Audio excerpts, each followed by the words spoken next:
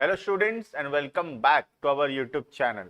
आज के क्लास में हम लोग कंटिन्यू करेंगे अपना topic corporate law. Corporate law के अंदर हम लोग काफ़ी सारे वीडियोस ऑलरेडी अपलोड कर चुके हैं, जो कि तुम विजिट कर सकते हो चैनल के प्लेलिस्ट ऑप्शन में। यहाँ पे तुमको हर एक सब्जेक्ट का वीडियो मिलेगा।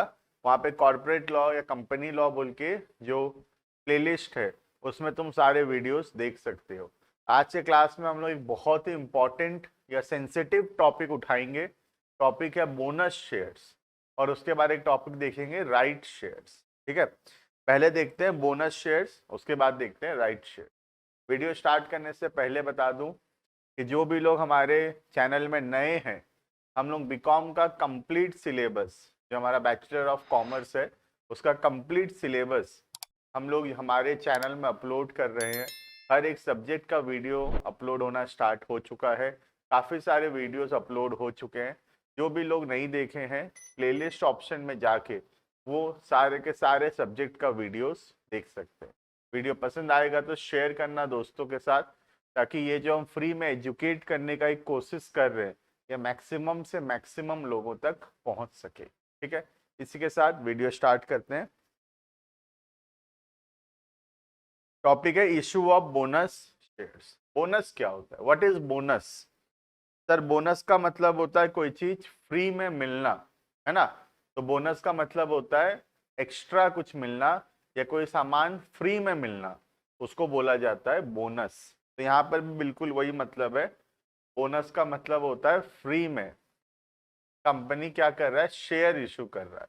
तो सर, कंपनी अगर फ्री में शेयर इशू करेगा तो सबको ही आ जाएंगे शेयर लेने। तो क्या कंपनी सबको दे देगा शेयर? कंपनी सबको शेयर्स नहीं देगा। सर, कंपनी फ्री में कैसे इशू कर सकता है? आओ समझते हैं एक छोटा सा कॉन्सेप्ट। ये कॉन्सेप्ट है बैलेंस शीट का लॉजिक। बैलेंस शीट में यहाँ पे होगा शेयर कैपिटल, इधर साइड रहता है रिजर्व्स, और फिर रहता है बाकी लाइबिलिटीज, और इधर साइड रहता है एसेट। ठीक है, अब बोनस शेयर इशू करने का मतलब क्या है? कंपनी फ्री में शेयर्स दे रहा है। किसको? अपने एग्जिस्टिंग शेयर होल्डर्स को। सबको नहीं, अपने जो एग्जिस्टिंग खुद के जो शेयर होल्डर्स हैं उनको अपने शेयर इशू कर रहे हैं। ठीक है, तो उससे क्या होगा? बैलेंस शीट में शेयर कैपिटल इंक्रीज हो जाएगा। होगा कि नहीं? बैलेंस शीट में शेयर कैपिटल इंक्रीज हो जाएगा, क्योंकि फ्री में शेयर बांट रहे हो। फ्री में शेयर दोगे तो share capital will increase, but पैसा तो आ नहीं रहा, तो कैश इंक्रीज नहीं होगा, क्योंकि हम तो फ्री में दे रहे हैं शेयर। तो सिर्फ शेयर कैपिटल इंक्रीज होगा और पैसा नहीं आ रहा। तो ये पैसा जो नहीं आ रहा है, हम फ्री में कहाँ से दे रहे हैं? फ्री में हम कहाँ से देते हैं? Out of the reserves. तो रिजर्व्स क्या हो जाएगा? रिड्यूस हो जाएगा। ठीक है, तो सर रिजर्व किसको बिलोंग करता है? रिजर्व बेटे शेयर होल्डर्स को ही बिलोंग करता है। तो अगर इनडायरेक्टली देखोगे तो शेयर होल्डर का पैसा शेयर होल्डर को ही दिया जा रहा है। तो यहाँ पे कोई शेयर होल्डर का बहुत ज्यादा फायदा नहीं हो रहा। ऐसा लगता है कि फायदा हो रहा है, लेकिन रियलिटी में ऐसा कुछ बहुत ज्यादा फायदा नहीं होता, बिकॉज उन्हीं का रिजर्व्स था, वो रिजर्व उन्हीं को बिलोंग करता था। वही रिजर्व में से कंपनी शेयर इशू किया है। कंपनी बोल रहा है फ्री में दे रहे हैं तुमको, लेकिन फ्री कहाँ हुआ बेटे? उन्हीं का तो रिजर्व से पैसा यूज हुआ ना। तो उनका रिजर्व कम हो गया, और क्या इंक्रीज हो गया? शेयर कैपिटल इंक्रीज हो गया। समझ में आ रहा है? तो ये हो गया अकाउंटिंग कैसे किया जाता है शेयर कैपिटल का, जब वो बोनस शेयर्स फ्री में इशू हो रहा है। बोनस का मतलब ही है फ्री में इशू होना। ठीक है, तो देखोगे तो अनपढ़ आदमी के लिए फ्री बोलोगे। अनपढ़ आदमी होगा जो पढ़ा लिखा नहीं है, अकाउंट्स नहीं जानता है, हमारा उद्देश्य वाला चैनल में वीडियो नहीं देखा है बोनस शेयर्स का, तो उसको लगेगा कि फ्री में दे रहा है कंपनी शेयर। लेकिन क्या कंपनी सच में फ्री में दे रहा है शेयर? नो, कंपनी तो शेयर होल्डर का ही रिजर्व को यूज कर रहा है, और उसी में से कंपनी शेयर्स इशू कर रहा है। तो रियलिटी में नथिंग इज फ्री, है ना। और लाइफ में भी ये बात ध्यान रख लो, कोई भी चीज फ्री नहीं होता है, nothing is free in this world. अगर कुछ चीज फ्री है, तुमको कोई चीज फ्री में मिल रहा है, then you are the product, तुम प्रोडक्ट हो। अगर तुमको कोई सामान फ्री में मिल रहा है, then you are the product, तुम प्रोडक्ट हो फिर। ठीक है, ये टाइम लगेगा बेटा समझने में तुमको, लेकिन आएगा समझ कभी ना कभी, है ना। चलो इसी के साथ हम चालू करते हैं topic issue of bonus shares. ठीक है, देखना, bonus shares are shares proportionately issued by the company to its current shareholders as fully paid up free of cost। fully paid up होना चाहिए, मतलब अगर हम 10 का शेयर दे रहे हैं तो पूरा 10 रुपया फुल्ली पेड अप है और पैसा नहीं मांगेंगे शेयर होल्डर से। ठीक है, ऐसा नहीं कर सकते कि 10 का शेयर है 8 रुपीज पेड अप मानेंगे, बाद में 2 रुपया मांग लेंगे, ऐसा नहीं चलेगा। Fully paid up share issue करेंगे। तो बोनस शेयर सिर्फ फुल्ली पेड अप इशू हो सकता है, मतलब कंप्लीटली फ्री होगा, बिल्कुल पैसा नहीं ले सकते हम लोग बोनस शेयर्स देने के नाम का। किसको इशू कर रहे हैं? हमारे एग्जिस्टिंग, हमारे करंट शेयर होल्डर्स को हम लोग इशू कर रहे हैं। क्या हिसाब से इशू करेंगे? जिसका एग्जिस्टिंग में जितना शेयर्स होगा उसी प्रोपोर्शनेट में, उसी के अकॉर्डिंगली हम शेयर को इशू करेंगे। ठीक है, देखना, section 63 prescribes the condition and the manner of issue of fully paid up bonus shares by the company to its members.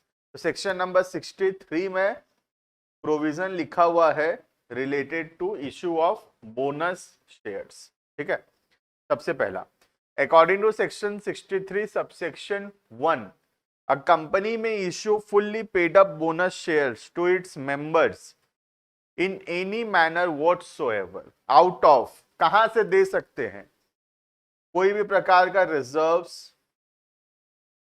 Security premium या और कोई भी प्रकार का reserve name as capital redemption reserve. ठीक है, तो इसमें हम ज्यादा अंदर नहीं जाते, कैपिटल रिडेम्पशन रिजर्व क्या होता है, तुम बेसिकली ध्यान रख लो, हर एक रिजर्व से हम फ्री में शेयर इशू कर सकते हैं एक्सेप्ट वन, आगे लिखा हुआ है, however no issue of bonus share shall be made by capitalising reserves created by revaluation of assets. अगर एसेट को रीवैल्यू करके, अगर एसेट का प्राइस को बढ़ाकर कोई रिजर्व क्रिएट हुआ है, तो वो रिजर्व्स को हम यूज नहीं कर सकते बोनस शेयर्स देने के लिए, क्योंकि रियलिटी में वो कमाई नहीं हुआ है, वो तो खाली अकाउंटिंग एंट्री है जिससे एसेट बढ़ा एसेट साइड में, और लाइबिलिटी साइड में एक नया रिजर्व आ गया रिवैल्यूएशन रिजर्व। तो बेसिकली हम लोग हर एक रिजर्व को यूज कर सकते हैं except one, that is revaluation reserve.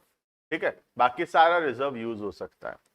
In other words, a company can not issue bonus shares out of the reserves created bye revaluation of assets. ठीक है, रिवैल्यूएशन ऑफ एसेट का मतलब होता है एसेट को फिर से वैल्यू करना, और अगर उसका मार्केट प्राइस बढ़ा है तो उसको रिकॉर्ड करना। ठीक है, तो मैं यहाँ पे समराइज कर दिया हूं कि कहां कहां से इशू हो सकता है। तो सबसे पहला, आउट ऑफ फ्री रिजर्व्स, ठीक है, out of security premium, out of capital redemption reserve CRR। लेकिन कहां से नहीं हो सकता? Not from revaluation reserve. समझ में आ रहा है?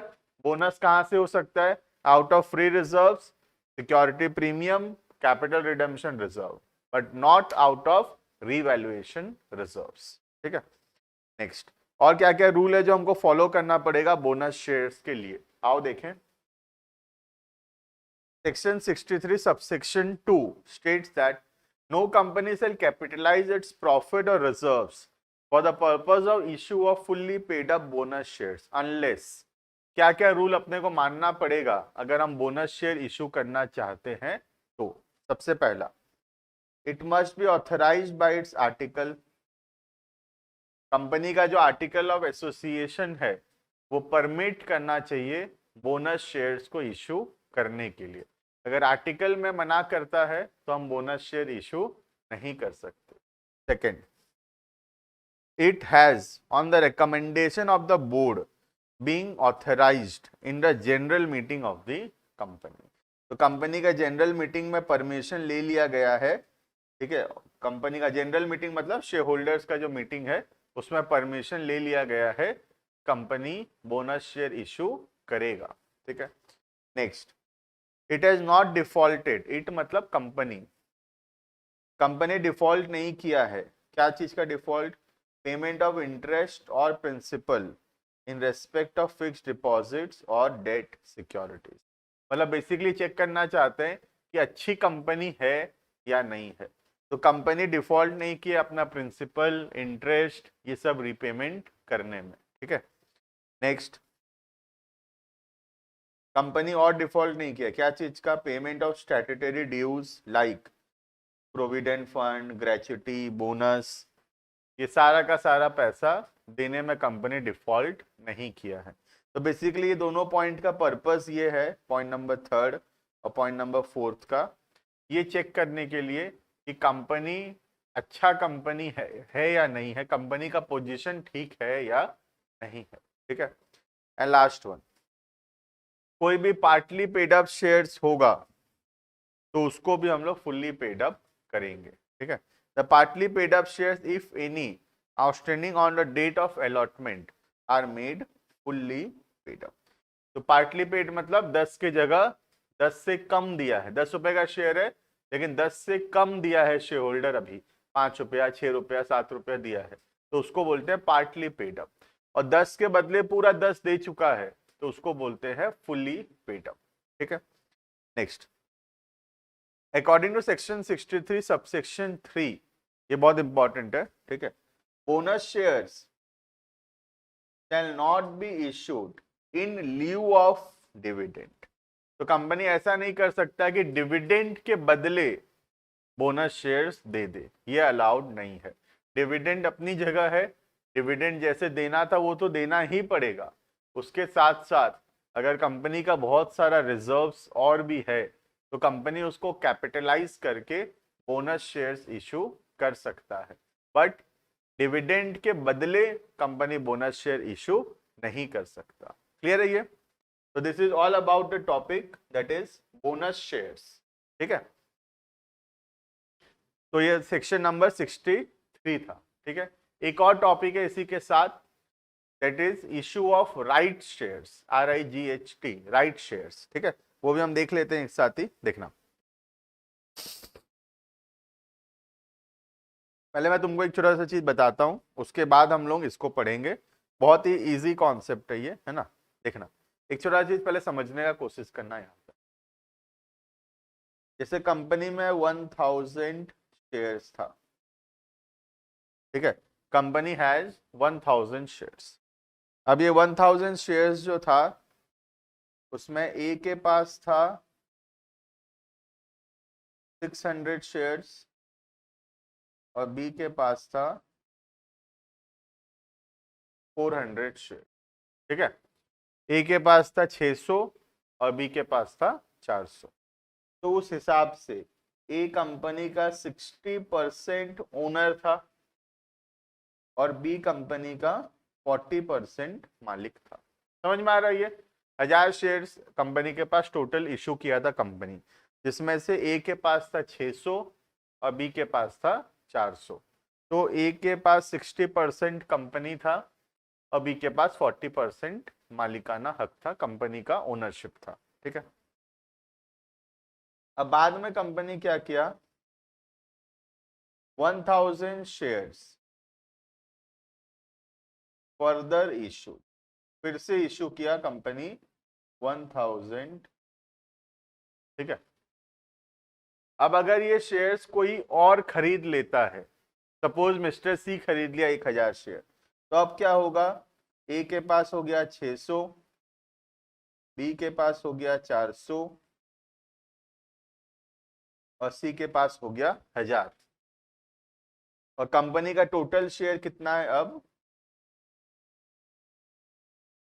2000 शेयर से कंपनी का टोटल, तो उस हिसाब से ओनरशिप, अब ए का 30% ओनरशिप है, बी का 20% ओनरशिप है और सी का 50% ओनरशिप होगा, है ना। तो तुम खुद सोचो यहाँ पर, जब भी कंपनी नया शेयर इशू करता है मार्केट में, जब कंपनी न्यू शेयर्स इशू करता है, तो एग्जिस्टिंग शेयर होल्डर जो हैं ए एंड बी, बताओ उनको फर्क पड़ता है या नहीं? बिल्कुल उनको फर्क पड़ता है, क्योंकि उनका ओनरशिप जो है वो डाइल्यूट हो रहा है, उनका ओनरशिप कम हो रहा है। तो ऐसा कंपनी लॉ मना करता है करने से। कंपनी लॉ बोलता है तुम अपने एग्जिस्टिंग शेयर होल्डर्स को धोखा देकर तुम बाहर वालों से पैसा क्यों ले रहे हो, तुम इनको मौका क्यों नहीं देते, इनको तुम शेयर्स पहले इशू क्यों नहीं करते। अगर ये मना कर दिए तो फिर तुम जाके किसी बाहर वाले को शेयर इशू कर देना, लेकिन पहले हमको किसको पूछना चाहिए? अपने एग्जिस्टिंग शेयर होल्डर्स को। बिकॉज आज अगर हम नया शेयर इशू करते हैं तो नए शेयर इशू करने से हमारे एग्जिस्टिंग शेयर होल्डर्स का ओनरशिप जो है वो रिड्यूस हो जाता है।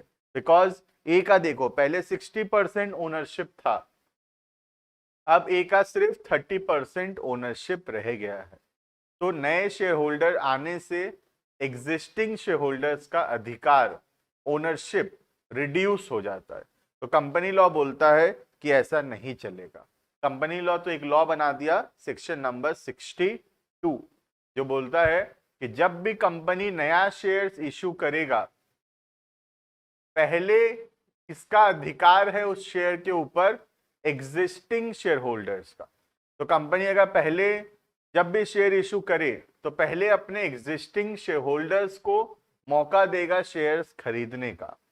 अगर वो लोग खरीद लेते हैं तो बहुत अच्छी बात है, अगर वो लोग मना करते हैं या वो लोग नहीं खरीद पाते हैं या वो लोग रिप्लाई नहीं करते हैं, तो कंपनी फिर अपनी मर्जी से ये शेयर्स को किसी दूसरे व्यक्ति मतलब आउटसाइडर्स को दे सकता है।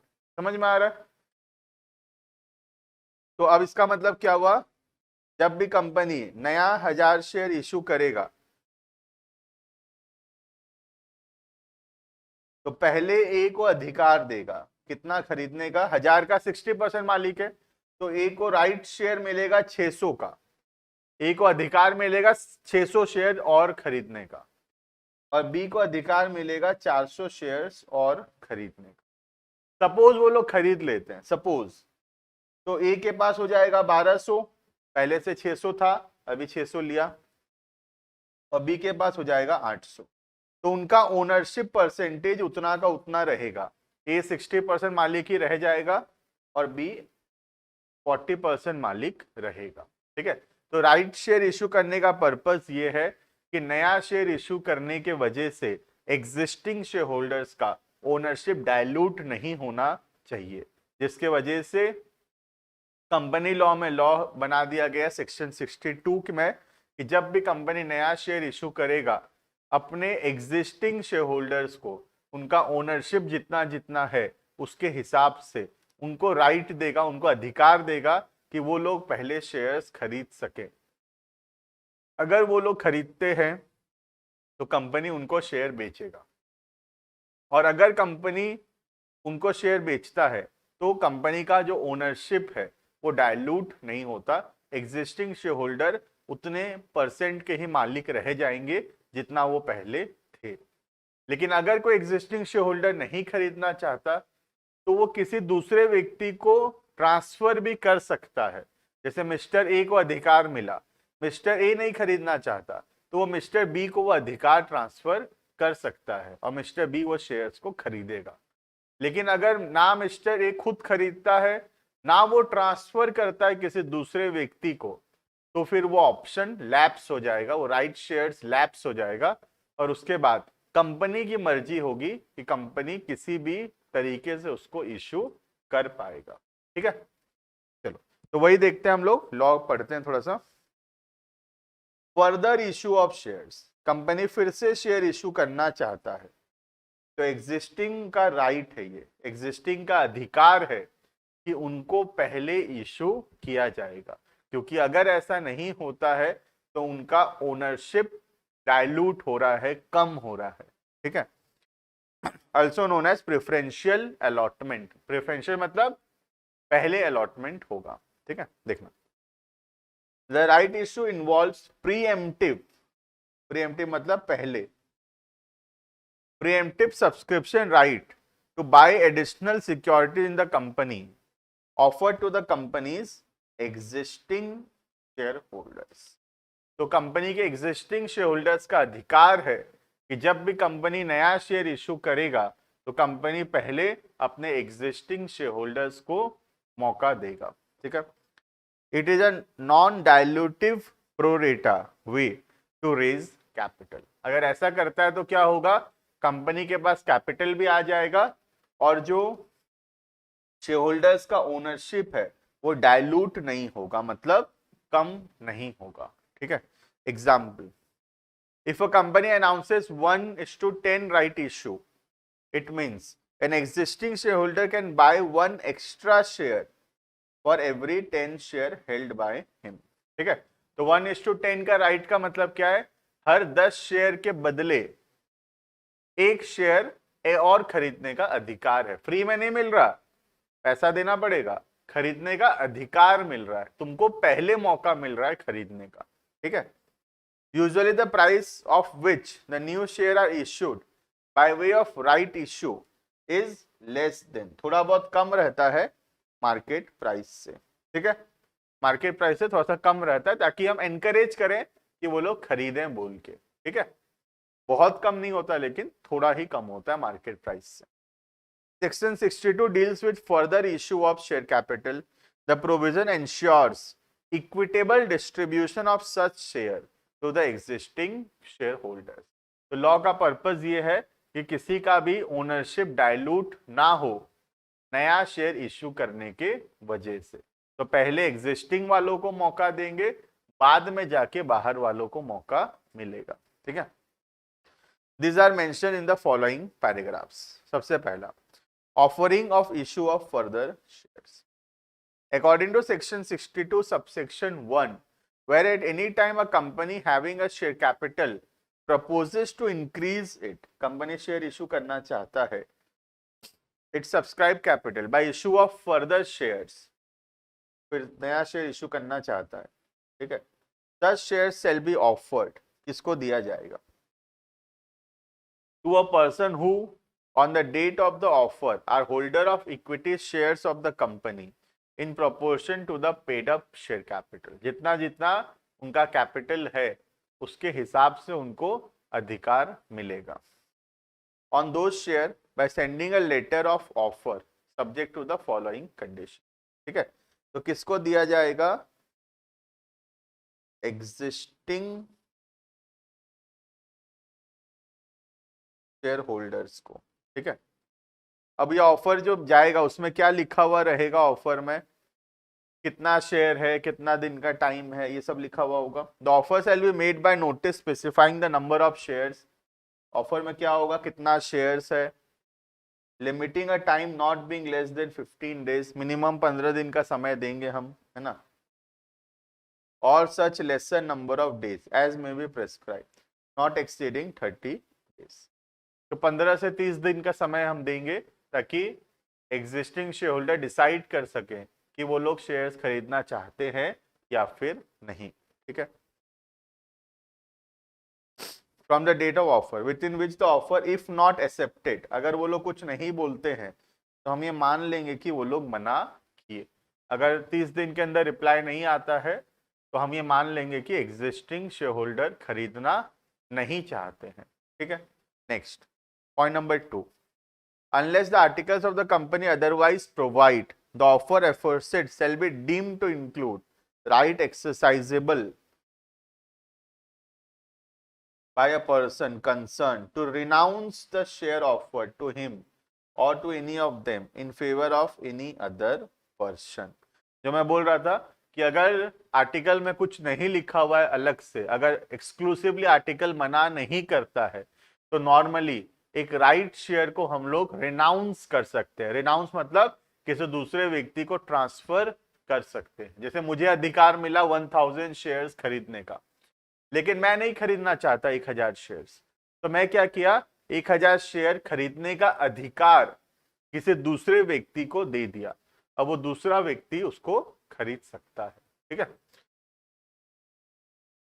Point number 3, after the expiry of the time period in the notice aforesaid or on receipt of earlier information from the person to whom such notice is given that he declines to accept, या तो वो कुछ नहीं बोलता है या मना करता है। ठीक है, या तो कुछ नहीं बोला तो हम यही मानेंगे मना किया, या लेटर लिख के भेजा कि मैं नहीं खरीदना चाहता, तो अब बोर्ड क्या करेगा, अब बोर्ड ऑफ डायरेक्टर अपने मर्जी से किसी को भी वो शेयर इशू कर सकते हैं, आउटसाइडर्स को। ठीक है, डायरेक्टर्स में dispose of them in such manner which is not disadvantageous to the shareholders of the company।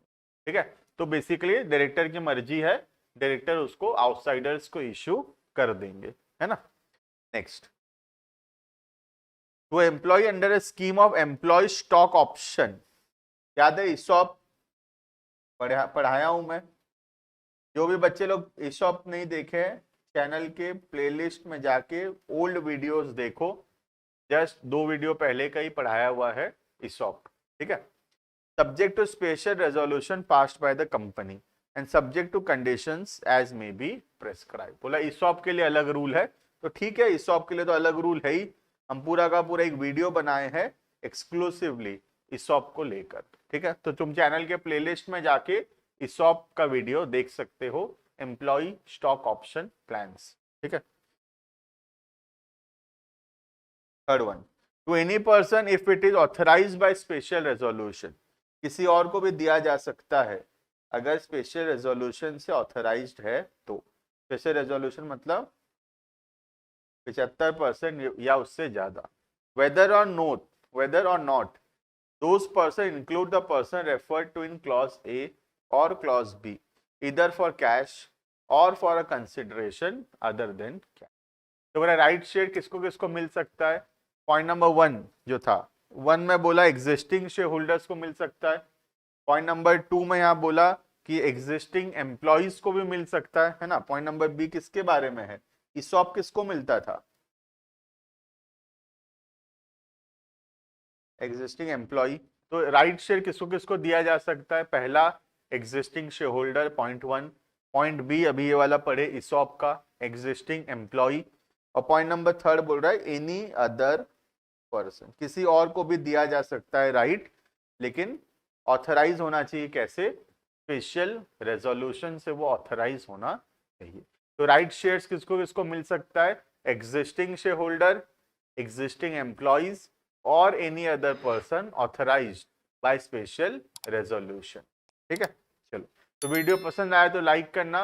ये टॉपिक हमारा कंप्लीट होता है, चैनल को सब्सक्राइब करना। हमारे वीडियो का डिस्क्रिप्शन में हमारे सारे सोशल मीडियाज का डिटेल दिया हुआ है, तुम उसको फॉलो कर सकते हो, जिससे तुमको टाइमली अपडेट्स मिलता रहेगा। अभी तक सपोर्ट करने के लिए थैंक यू। आई होप कि ऐसे ही सपोर्ट मिलता रहेगा। Thank you and bye bye.